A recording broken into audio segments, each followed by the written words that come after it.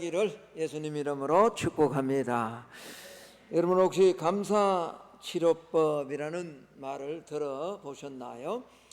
여러분 사람이 감사하면요 우리 마음에 많은 엉어려진 것들 치료받게 되고 심지어 육신의 질병도 감사 계속 진심으로 감사함으로 육신의 질병이 떠나가고 질병으로부터 고침을 받을 수 있다라는 거죠. 아프면 사실 감사가 잘 나오지 않습니다. 불평이 나오죠. 문제가 있어서 마음이 답답하면 감사가 나오지 않습니다. 그럼에도 불구하고 계속 내 입에 감사를 내뱉을 때 마음을 치유하고 육신의 질병이 치료된다라는 겁니다. 뿐만 아니라 이 감사는요 누군가에게 조그만 무언가를 받았을 때 감사하고 이러면 무너진 인간관계도 회복된다라는 겁니다. 그래서 하나님께서도 범사에 감사하라라는 절대 명령을 우리에게 주신 거죠. 항상 기뻐하라, 쉬지 말고 기도하라, 범사에 감사하라. 이는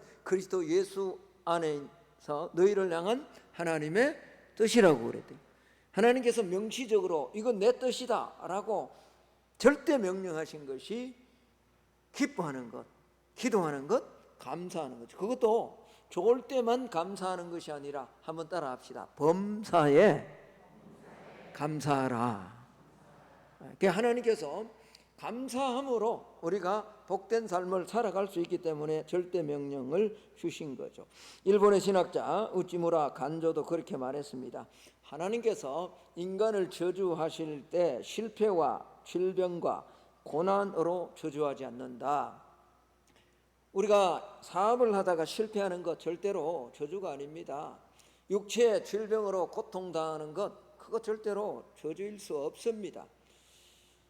그럼 뭘로 하나님이 인간에게 저주하시는가? 그건 사람의 마음속에, 특별히 성도의 마음속에 감사가 사라져 버리면 그것은 뭐죠?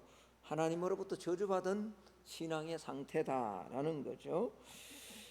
하나님께 진정으로 영과 육이 고침을 받은 사람은 반드시 하나님 앞에 감사합니다. 누가복음 17장에 보면 10명의 나병 환자가 예수 그리스도께서 만져주시고 치료해 주심으로 말미암아 그 육신의 질병이 고침을 받지 않습니까? 그런데 10명이 육신의 질병으로부터 노임을 받았는데 그들이 다 돌아갔습니다. 다시 돌아와서 예수님에게 감사한 사람은 몇 명이라고요? 한 명밖에 없어요. 그런데 이때 이 한 명을 향해서 주님이 하신 말씀이 참 중요합니다. 내 믿음이 너를 구원하였다. 다시 말하면 육신의 고침을 받았어도 구원받은 삶이 아니라는 거죠. 구원받은 사람은 어떤 사람인가? 육신의 고침을 받고 주님 앞에 돌아와서 뭐하는 자? 감사하는 자. 누가복음 17장 15절에서 19절에 보면 그 중에 한 사람이 자기가 나은 것을 보고 큰 소리로 하나님께 영광을 돌리며 돌아와 예수의 발 아래 엎드려 감사하니 그는 사마리아 사람이라. 하나님께 영광 돌리는 것이 곧 16절에 의하면 감사하는 거래요. 그리고 17절에 예수께서 대답하여 이르시되 10사람이 다 깨끗함을 받지 아니하였느냐? 그 9은 어디 있느냐? 이 이방인 외에는 하나님께 영광을 돌리려 돌아온 자가 없느냐 하시고 19절의 말씀입니다. 우리 19절 말씀 같이 한번 19절입니다. 19절 영상실 19절 같이 한번 읽어봅니다. 시작. 그에게 이르시되 일어나 가라 내 믿음이 너를 구원하였느니라 하시더라. 여러분 구원받은 믿음, 구원받은 자는 그의 삶에 반드시 뭐가 있어야 된다고요?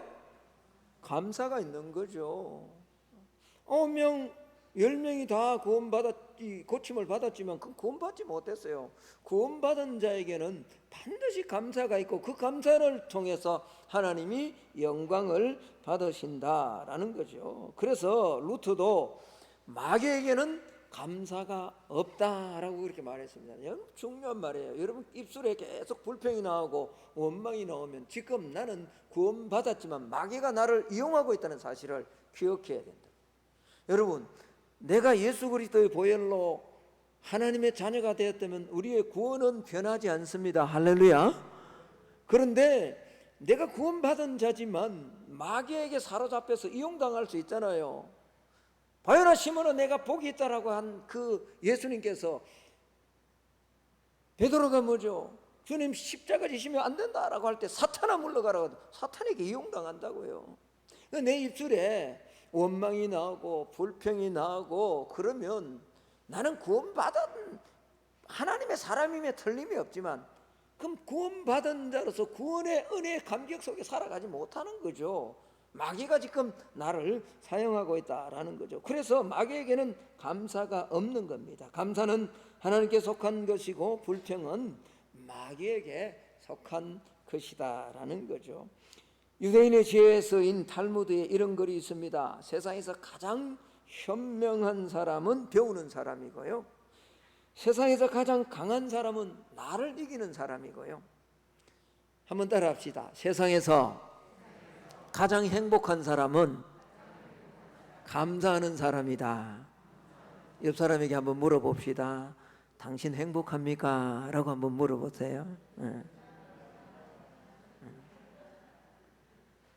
감사하면 나는 어떤 사람이라고요? 행복한 사람이지. 유대인이 이게 성경은 아니지만 참 지혜로운 지혜서인 것 같아요. 여러분, 내가 감사하면 행복해지잖아요. 할렐루야. 저는 오늘 예배드림이 너무 감사하고요, 너무 행복합니다.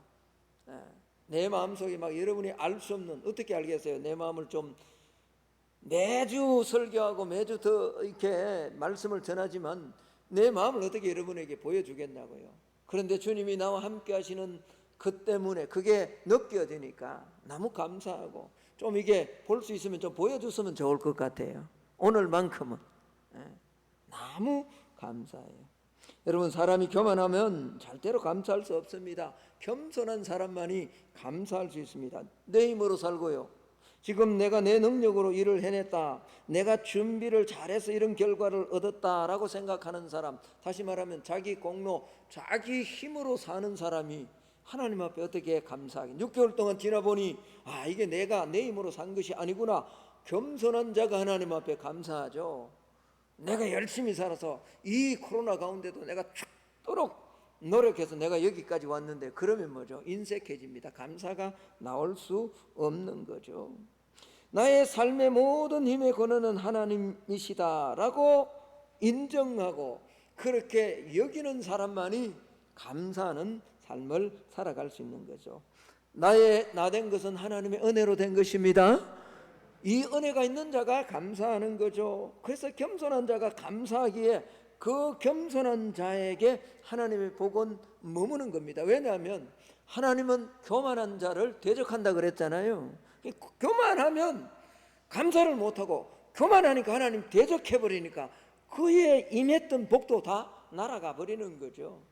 그래서 겸손한 사람만이 감사할 수 있다라는 겁니다. 그래서 오늘 바울도 골로새 교인들에게, 이 골로새서는 바울이 로마 감옥에서 쓴 편지잖아요. 그런데 너희 힘으로, 네 힘으로 하나님 앞에 감사하라라고 그렇게 말하지 않고요, 우리를 구원하신 예수 그리스도를 힘입어서 그렇게 하나님 앞에 감사하라라고 말씀하고 있습니다. 오늘 17절 말씀을 한번 볼까요? 또 무엇을 하든지 말해나 이래나 다 주 예수의 이름으로 하고, 주 예수의 이름으로 하고, 주 예수의 이름으로 하고, 그를 뭐해서? 힘입어. 그를 힘입어 하나님 앞에 뭐하라고요? 감사하라. 내 힘으로 하는 것 아니에요, 감사가. 여러분, 골로새서 3장 시작하면서 바울은요, 너희가 그리스도와 함께 다시 살리심을 받았으면, 다시 말하면 구원받았다면, 이렇게 시작을 합니다. 3장 1절을 한번 보십시오. 그러므로 너희가 그리스도와 함께 다시 살리심을 받았으면, 조건을 그렇게 시작하죠. 네가 진짜 구원받은 자라면 위의 것을 찾아라 라고 말씀을 하다가 오늘 우리가 읽었던 12절 말씀을 한번 보면 이렇게 시작합니다. 그러므로 너희는 하나님이 택하사, 그러니까 하나님께서 너희를 택해 주셨다라는 말이죠. 그래서 거룩하고 사랑받는 자처럼 긍휼과 자비와 겸손과 온유와 오래 참음을 옷 입으라 라고 그렇게 말씀을 합니다. 여러분, 골로새 성도들은요 하나님의 은혜로 택하심을 입은 자들이잖아요. 우리 성만 교회 성도들도 다 하나님의 은혜로 택하심을 입은 줄로 믿습니다. 아멘이죠? 나는 막 예수 믿고 싶어 미쳐서 막, 그게 누가 복음도 전하지 않았는데 교회로 온 사람 손 한번 들어보실래요? 저처럼 뭐죠? 전혀 모르고 상관도 없고 죄를 먹고 마시고 그렇게 살아가는데 하나님이 막 미사일처럼 추적하셔서 사람을 보내고 또 모르는 사람을 보내고 그렇게 해서 뭐죠? 질병도 보내고 막 내가 원하는 거 다 꺾어버리고, 그래서 하나님이 찾아와 주셔서 우리를 택해 주셨잖아요. 그래서 거룩해졌고, 그래서 하나님의 사랑을 받은 자들입니다. 그러니까 이렇게 거룩하고 하나님의 사랑을 받은 자는 오늘 우리의 삶에 나타날 것이 몇 가지 있대요. 옷 입으라 라고 표현하는 것, 겸손하고 자비롭고 오늘 온유하고 오래 참음을 옷 입으라. 이것은 옷 입으라 라는 말은 마치 우리가 예수 그리스도를 믿을 때 그리스도로 옷 입는다 라고 하는 것처럼요, 오늘 겸손과 자비와 온유와 사랑으로 옷 입는다 라는 말은 우리의 삶에 그런 것들이 나타나야 된다는 말이에요. 왜? 우리가 하나님의 사랑으로 택함을 받고 그래서 그리스도의 피로 거룩해졌기 때문에 그렇다라는 말이죠. 그래서 13절을 한번 볼까요? 이렇게 말합니다. 누가 누구에게 불만이 있거든 서로 용납하여 피차 용서하되 주께서 너희를 용서하신 것 같이 너희도 그리하고. 여러분, 우리의 삶에 자비가 있고 겸손가 있고 온유가 있고 사랑도 있어야 되지만요, 살아가면서 성도는, 하나님의 택함을 받은 성도는요 반드시 용서하고 용납해야 됩니다. 살아있는 존재가 불만이 없을 수가 없잖아요. 여러분, 누가 살아가면서 문제가 없기를 원한다면 그건 정말, 여러분 기도할 때 하나님이 문제 다 없대, 그러면 이런 말과 똑같아요. 하나님 나 그냥 저 공동묘지로 보내주십시오라는 말과 똑같은 거예요. 제가 예언하건대 우리가 살아있는 동안에 문제가 없을 수 없습니다. 이 땅에 문제 없는 곳 딱 한 곳이 있다 그랬더니 제가요, 어디 가면 될까요? 공동묘지 가면 돼요. 거기는요 문제 없어요. 거기 조용해요. 제가 말했잖아요. 거기는 박 집사도 조용하고요, 이 목사도 조용하고, 거기 가면 조용해요. 문제 없어요. 근데 살아있는 존재는 문제가 없을 수가, 불만이 없을 수가 없어요. 용서가 가장 필요한 사람이 누구예요? 내 이웃이에요. 나와 가장 가까운 이웃입니다. 여러분, 옆 사람과 한번 물어볼까요? 당신 내게 불만 있어? 한번 물어보세요. 네. 한번 물어보세요. 여러분, 만약 오늘 이 질문에 저를 한번 보세요. 제가 왜 이 질문을 해라 그랬냐. 저와 여러분이 당신 내게 불만 있어 하는데 내가 하나도 불만이 없다면 여러분은 천사이거나 아니면 그 사람과 그냥 아는, 그냥 지식적으로 아는 관계지 인격적으로 무언가 삶을 통해서 맺어가는 그런 이웃은 아닙니다. 무슨 말인지 아세요? 이해가 되세요? 제가 왜 여러분 권장님한테 정장로님한테 불만 있는 줄 아세요? 같이 당회를 섬겨 나가기 때문에, 좀 더 잘 하자기 때문에 불만이 있는 거예요. 우리 만약 당회원이 아니라면 내가 왜 불만을 가지겠어요? 다시 한번 옆 사람과 한번 물어보세요. 당신 내게 불만 있어? 만약 없으면요, 불만 좀 만듭시다 라고 인사하세요. 예? 이해되세요? 이웃이 아닐 수가 있어요. 성도가 아닐 수가 있어요. 그냥 같은 성만교회라는 이름으로 예배를 드릴지 모르지만 진짜 아무런 불만이 없으면요 무슨 교제가 없는 거예요. 우리가 왜 2여전도에 1여전도에 그렇게 하면서 식당 생활하면서 그렇게 불만이 있는 줄 아세요? 그게 신앙생활이에요. 그래서 불만이 있는 거예요. 그래서 오늘 13절을 한번 볼까요? 이렇게 말해, 누가 누구에게 뭐가 있거든요? 이게 정상적인 거죠. 뭐라면 한 교회 같이 많은 사람이라면 신앙생활을 한다면 이게 정상적이죠. 그래서 서로 뭐가 필요한가? 그건 다름이 아니라 용서가 필요하다라는 거죠. 그래서 이웃인 겁니다. 불만이 있게. 그래서 사실요, 내가 살아가면서 가장 가까운 이웃은 다름이 아니라 나와 함께 살아가는 가족이잖아요. 그것도 자식보다는 남편이고 아내죠. 그렇죠? 살아가면서 아무런 상관이 없다면 갈등이 발생하지 않습니다.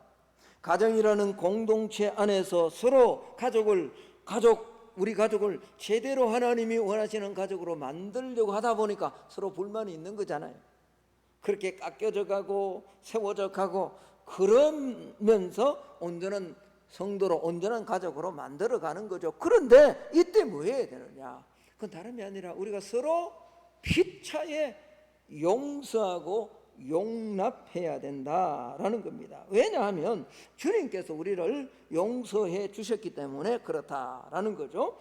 자, 13절 하반절을 한번 보세요. 주께서 너희를 용서하신 것 같이 너희도 뭐하라고요? 용서하라. 여러분, 이 용서할 서자를 한번 보면, 한문을 한번 보면 참 좋아. 이게 의미가 있어요. 이 같을 여자에다가 마음심이에요. 용서한다는 것은요, 그 사람과 같은 마음을 가지는 게 용서하는 거예요. 살아가면서 힘들고 불만이 있으면 용서하는 우리가 되기를 주의 이름으로 축복합니다.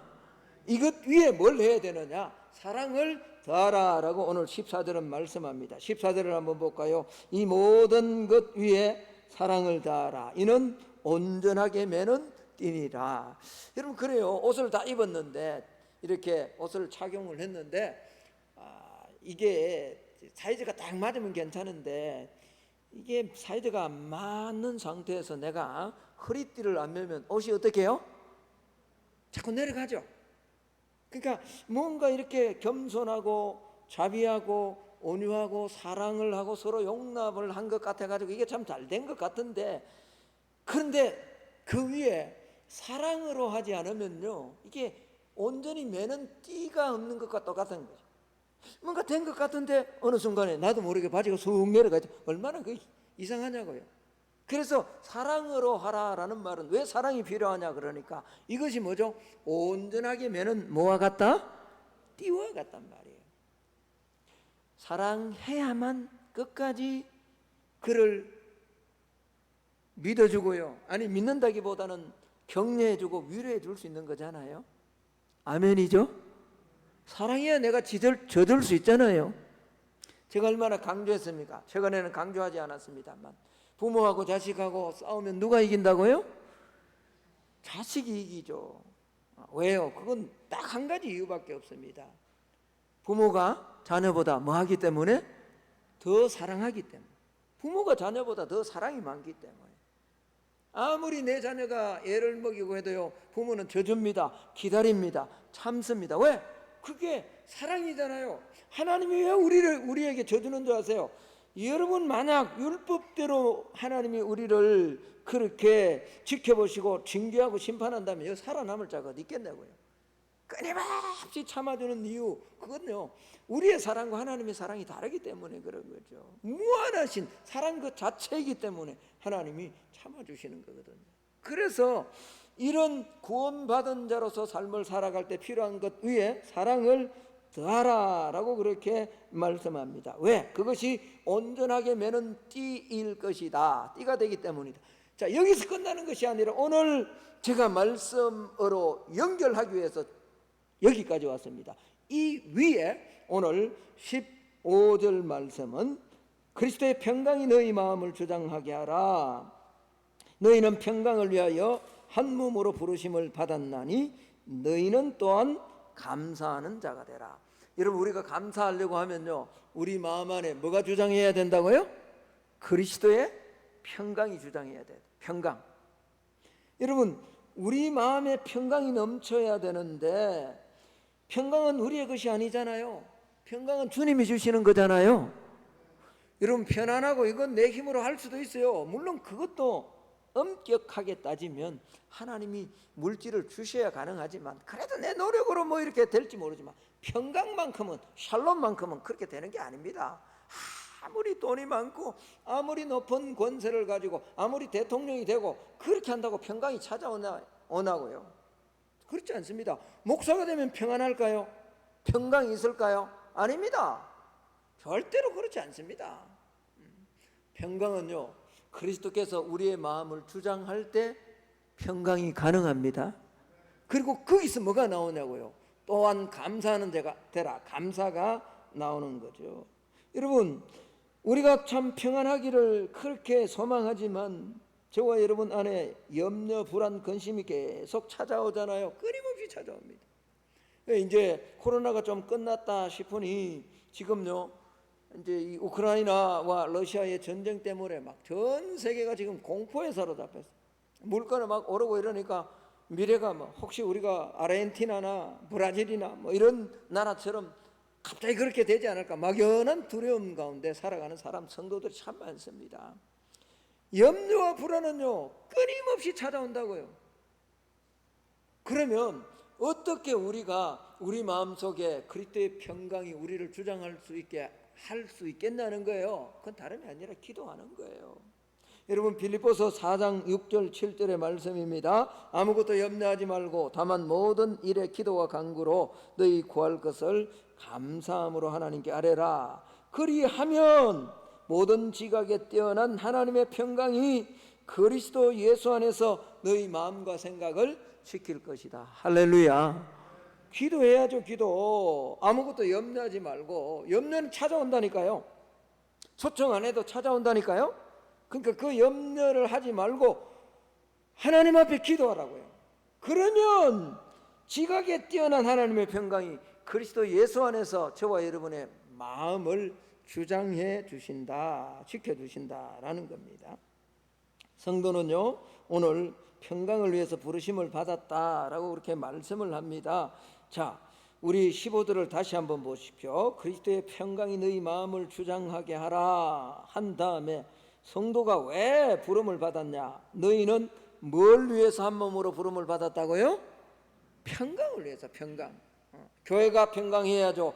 하나님의 가정이 평강해야죠. 저와 여러분의 가정이 평강해야죠. 개인적으로 저와 여러분이 평강해야 됩니다. 이 일 때문에 우리를 부르셨다. 여러분, 세상은 이런 평강을 알지 못하죠.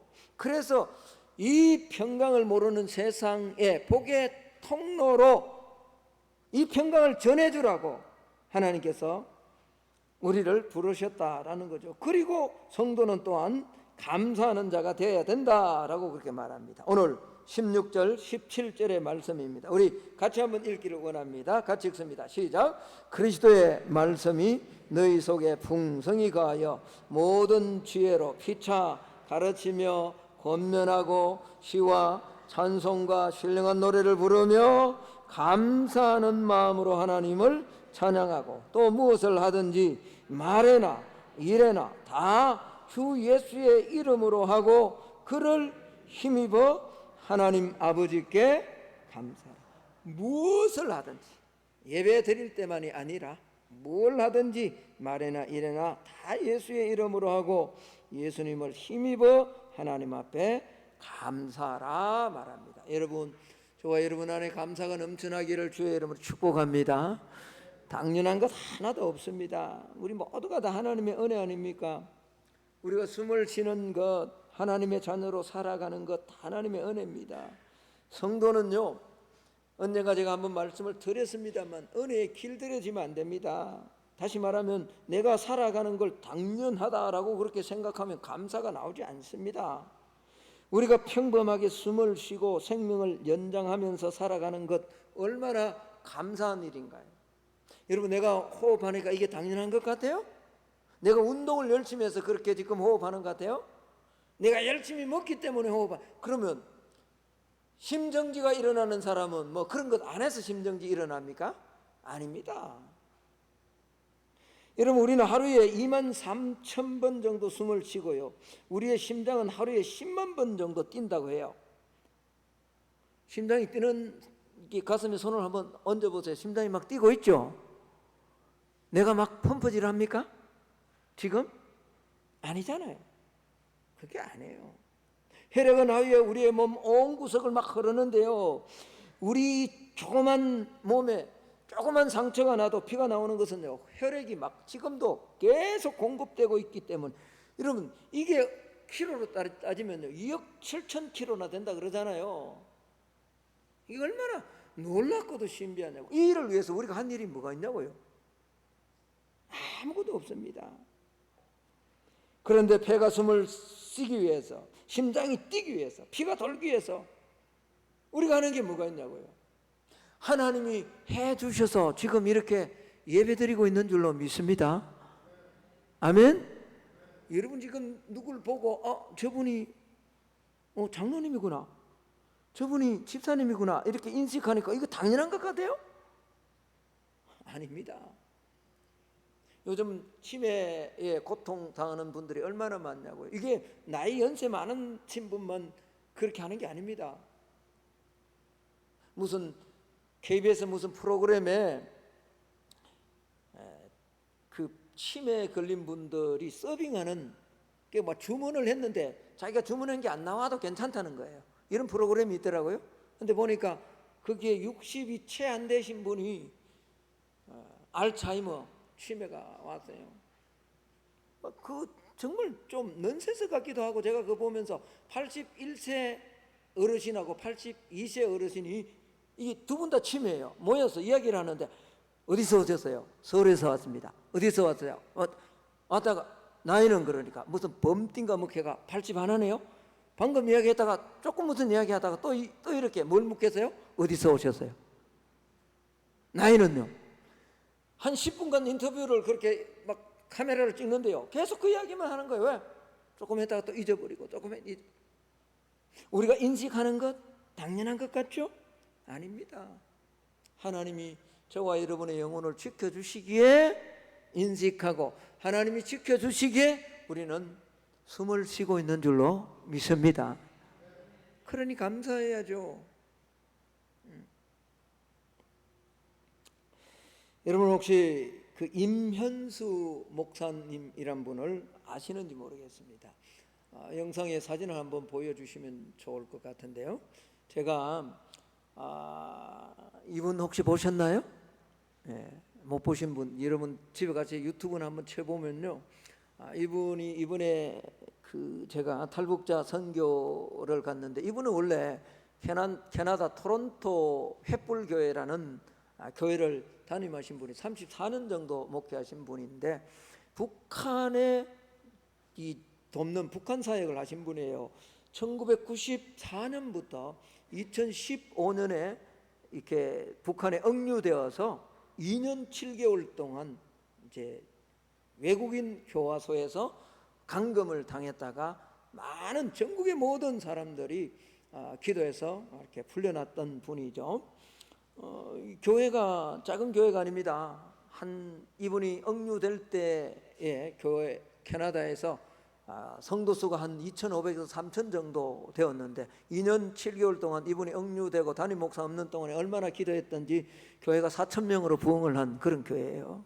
근데 이분이요 20년 동안 이 대북 사역을 하면서 약 우리나라 돈으로 550억 정도를 사실은 북한에 지원한 그런 분입니다. 그런데 뭐 어떤 이유인지 모르지만은 이분을 억류한 거예요. 제목은요, 이분의 이야기 말씀에 의하면요, 제목이 뭐 얼마나 많은지 한 페이지, A4 한 페이지 쭉 될 만큼 많대요. 그 가운데 가장 큰 제목이 특대형 전복 음모죄, 북한 체제 전복 음모죄, 그리고 최고 존엄 모독죄라는 제목으로 그렇게 돼요.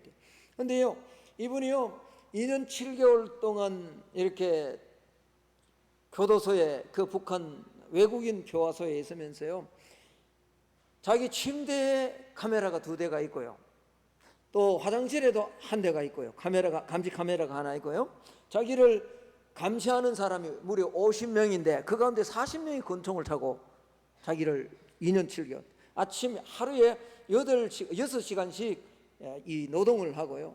그 겨울에 북한 저 평안 북도 어디 교도소에 있었는데, 그렇게 얼었던 땅을 하고 하면 손이 다 뭐 동상이 걸리고 발이 동상이 걸리고 막 이런 고통을 당했대요. 그런데 이분이 가장 힘들었던 게 뭐냐 그러니까 그 안에서 외로웠다는 거예요. 외로웠다는 거예요. 아무도 없이 혼자 그렇게. 이분은요 워낙 잘 때도 그 안에 감시 카메라가 화장실에도 있고 하니까 잘 때도 거룩하게 잤대요. 함부로 못 자고. 왜? 자기를 지켜보고 있으니까 딱 그대로. 그런데요 이분이 그때까지는 2년 7개월 동안 그곳에 있으면서 그 안에서 어마어마한 고통을 당해서 3개월 만에 무려 몸무게가 20kg가 빠졌대요. 얼마나 힘들겠어요. 막 그 자기를 지키는 감시원들이 얼마나 폭언을 하는지 그 스트레스 때문에 막 3개월 이상 설사를 계속할 만큼 힘들었대요. 그런데 이분이 이제 풀려나와서 돌아보니까 가장 감사한 게 뭐냐 그러니까 우리 안에 자유가 있다는 게 너무 감사돼요. 자유가 있다는 게. 여러분 오늘 내가 마음껏 예배드리고 마음껏 하나님을 찬양하는 이 자유에 감사합니까? 너무 당연하게 여기지 않나요? 6개월 동안 하나님이 나를 그렇게 자유롭게 해주셨는데 이 자유. 그래서 이 분이요 이런 얘기를 하더라고요. 자기는요 시간만 되면 걷는데요. 그래서 하루에 10,000보 이상은 반드시 걷는데요. 너무 자유롭다는 거죠. 돌아다니며 그렇게 차를 댈 때도요 그냥 우리는 이 교회 앞마당에 와서 대야 되잖아요. 그렇죠? 여러분 안 그러? 여러분 저기 어디 대놓고 오셨나요? 다 복잡한데도 여기 와야 되잖아요. 근데 이분은 일부러 그런데요. 아파트에 주차 공간이 있어도 절대로 자기 사람들 많이 되는데 안 된대요. 어떻게요? 저 멀리 외딴 곳에 사람이 잘 안 되는데 일부러 간대요. 그리고 그곳에서 내려서 걸어오면서 하나님 내게 자유를 주시고 생명을 주심에 감사합니다. 말씀의 결론을 맺을까 합니다. 여러분 감옥과 수도원의 차이가 뭐죠? 똑같이 세상으로부터 격리되어 있죠. 그런데 감옥에는 뭐가? 불평밖에 없어요. 원망밖에 없어요. 감옥이라는 이 한자도 보면 진짜 재미있어요. 감옥이라는 옥이요 앞에 개자를 쓰고 뒤에 개자를 쓰고요 중간에 말. 그러니까 감옥 안에는 개소리만 있는 곳이에요. 웃지도 않네요. 개 같은 소리만 하는 곳이 감옥이에요. 옥이라는 단어가 감옥할 때 옥이 그런 단어예요. 한자가 다 그렇게 의미로 그렇게 만들어진 한자 아니에요? 감옥은 감사가 없어요. 똑같이 세상에 떨어졌는데요 수도원 똑같죠. 세상에 떨어져서 자기를 스스로 수련하는 곳이 수도원 아닌가요? 그런데 그곳에는 뭐가 있어요? 감사가 있는 거죠. 오늘 바울은 감옥에 있으면서 로마의 감옥에 있으면서 골로새에 있는 성도들에게 명령합니다. 말해나 무슨 일이든지 다 주 예수의 이름으로 하고 그를 힘입어 하나님 앞에 감사하라 말씀합니다. 오늘 예배로 올라온 저와 여러분 남은 이 하반기 6개월 동안 7월달부터 6개월 동안은 저와 여러분 안에 감사가 넘쳐나기를 주의 이름으로 축복합니다. 어떤 일이 있든지요. 여러분이 살아가는 환경 때문에 좋은 일이 있어서 감사하고 또 힘들고 어려운 일이 있어서 불평하는 것이 아니라 말해나 무슨 일에든지 감사하면 그곳은 수도원이 될 것이고 여러분 삶의 형편 처지 상관없이 그곳에 불평이 나오면 여러분의 삶은 감옥이 될 겁니다. 걸어다니며 자유를 주시고 생명을 주신 신앙을 주신 믿음을 주신 하나님 앞에 그리스도를 힘입어 늘 감사하는 삶을 살아내는 오늘 예배로 올라온 우리 성만의 모든 성도들이 다 될 수 있기를 예수님 이름으로 축복합니다. 하나님 감사합니다. 오늘도 우리